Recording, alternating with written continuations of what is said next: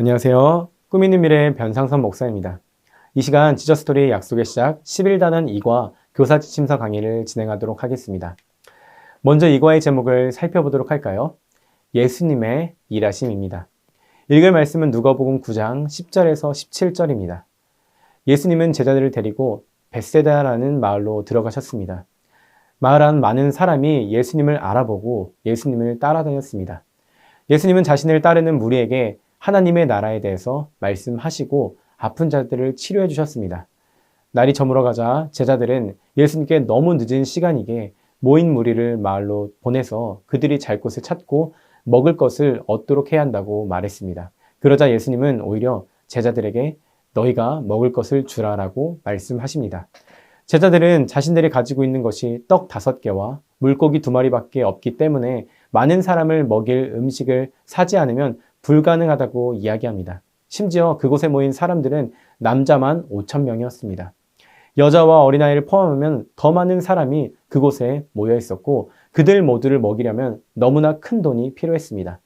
제자들이 불가능하다고 이야기하자 예수님은 제자들에게 사람들을 50명씩 무리지어 앉히게 하십니다. 제자들이 예수님의 말씀대로 행하자 예수님은 가지고 있던 떡 5개와 물고기 2마리를 받으시고 하늘을 보며 하나님께 감사 기도를 드렸습니다. 그리고 떡과 물고기를 사람들에게 나눠주라고 명령하십니다.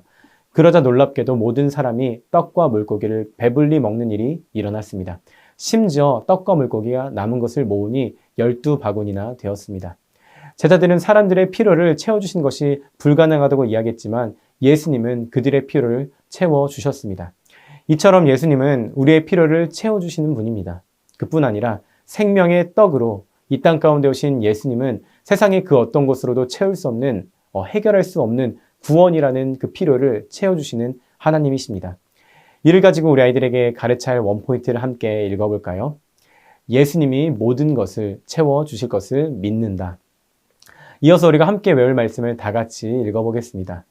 나의 하나님이 그리스도 예수 안에서 영광 가운데 그 풍성한 대로 너희 모든 쓸 것을 채우시리라. 아멘. 이 말씀을 가지고 살펴볼 11단원 2과 교리는 생명의 떡입니다. 예수님의 말씀을 듣기 위해 많은 무리가 따라왔습니다. 예수님은 그들에게 먹을 것을 주기 원하셨지만 제자들에게는 떡 5개와 물고기 2마리밖에 없었습니다. 예수님은 그것을 들고 하늘을 우러러 감사 기도를 하신 모두에게 나눠주라 하셨습니다. 5,000명이 넘는 사람이 그 음식을 배불리 먹었습니다. 떡과 물고기로는 잠시 배를 채울 수 있지만 영원히 배고프지도 목마르지도 않게 우리를 채우는 양식이 또한 있습니다. 바로 생명의 떡이신 예수님이십니다. 우리는 하늘에서 내려온 살아있는 떡이신 예수님을 기억하며 따라야 합니다. 이제 웰컴 활동을 살펴보도록 하겠습니다. 웰컴 활동의 제목은 도움을 받은 경험입니다. 여러분은 누군가의 도움으로 큰 필요를 채운 적이 있나요? 그때 어땠는지 나눠보세요. 이러한 질문을 가지고 학생들과 나눠주시면 됩니다. 그리고 이어서 이렇게 인도해 주시면 됩니다. 맞아요. 내 힘으로 해결할 수 없는 문제를 만났을 때 누군가 나를 도와준다면 너무 고마울 거예요. 오늘 말씀에도 도저히 해결할 수 없는 문제를 마주한 제자들과 그 문제를 해결해 주신 예수님의 모습이 나와요. 예수님은 어떻게 그들을 도우셨을까요? 어드벤처를 통해 자세히 살펴보도록 할게요. 이렇게 웰컴 활동을 인도해 준 후에 어드벤처로 넘어가 주시면 됩니다. 다음으로 어드벤처입니다. 어드벤처에서 3가지의 질문을 통해서 말씀을 살펴보도록 하겠습니다. 첫 번째 질문입니다. 우리가 겪고 있는 어려움은 무엇인가요?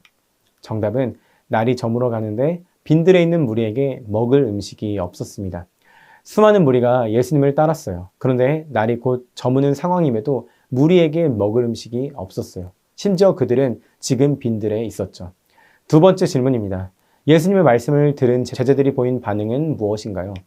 정답은 무리를 위해 먹을 것을 사지 않고는 할 수 없다고 말합니다. 예수님의 제자들이 가지고 있는 것을 무리에게 주라고 말씀하셨어요. 제자들은 떡 5개와 물고기 2마리밖에 없으니 무리에게 먹을 것을 사지 않고는 나눠줄 것이 없다고 말했죠. 마지막 3번째 질문입니다. 예수님의 말씀에 순종했을 때 어떤 일이 일어났나요? 정답은 무리가 다 배부르게 먹고도 12바구니나 남았습니다. 예수님은 떡 5개와 물고기 2마리를 가지고 축사하시고 떼어 제자들에게 나눠주셨어요. 제자들은 무리에게 먹을 것을 나눠주었죠. 우리가 배부를 만큼 먹고도 12바구니나 남았어요. 이 말씀을 가지고 밸류 질문을 이어서 할게요. 첫 번째 모두 질문입니다. 떡 5개와 물고기 2마리로 5,000명을 먹인 말씀을 믿을 수 있나요? 여러분은 떡 5개와 물고기 2마리로 5,000명을 먹일 말씀이 믿어지나요? 예수님과 일상을 함께 했던 제자들도 처음에는 예수님의 말씀을 믿지 못했어요. 그러나 믿고 순종했을 때 예수님은 사람의 생각을 뛰어넘는 그 방법으로 일하셨죠. 우리에게도 이러한 믿음과 순종이 필요합니다. 다음으로 서로 질문입니다. 이해할 수 없는 말씀으로 놀랍게 일하시는 예수님 볼 때 어떤 생각이 드나요? 떡 5개와 물고기 2마리로 5,000명이 넘는 사람을 먹일 수 있을까요? 우리가 가진 것으로는 해결할 수 없는 문제들이 너무나도 많아요. 그러나 예수님은 다르시죠. 예수님은 우리가 이해할 수 없는 말씀, 이해하지 못하는 방법으로도 놀랍게 일하시는 분이세요. 그런 예수님이 우리의 삶을 통해 일하고 계세요. 놀랍게 일하시는 예수님이 나의 삶을 통해 일하신다는 믿음과 확신을 가져야 해요. 그때 예수님이 여러분의 삶을 통해 새 일을 행하실 거예요. 마지막으로 개인 질문입니다. 하나님의 일하심을 경험하기 위해 필요한 나의 삶의 반응은 무엇일까요?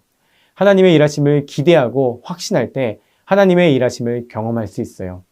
하나님은 하나님의 방법으로 하나님의 때에 반드시 일하세요. 우리에게 필요한 것은 하나님에 대한 확신이에요. 하나님이 일하시는 방법과 때는 우리가 알 수 없어요. 그러나 우리는 반드시 일하시는 하나님을 믿어야 해요. 우리의 삶에 하나님에 대한 확신과 순종이 있을 때 하나님은 반드시 여러분의 삶을 통해 일하실 거예요. 이렇게 밸류 질문과 답을 정리해 주시면 됩니다.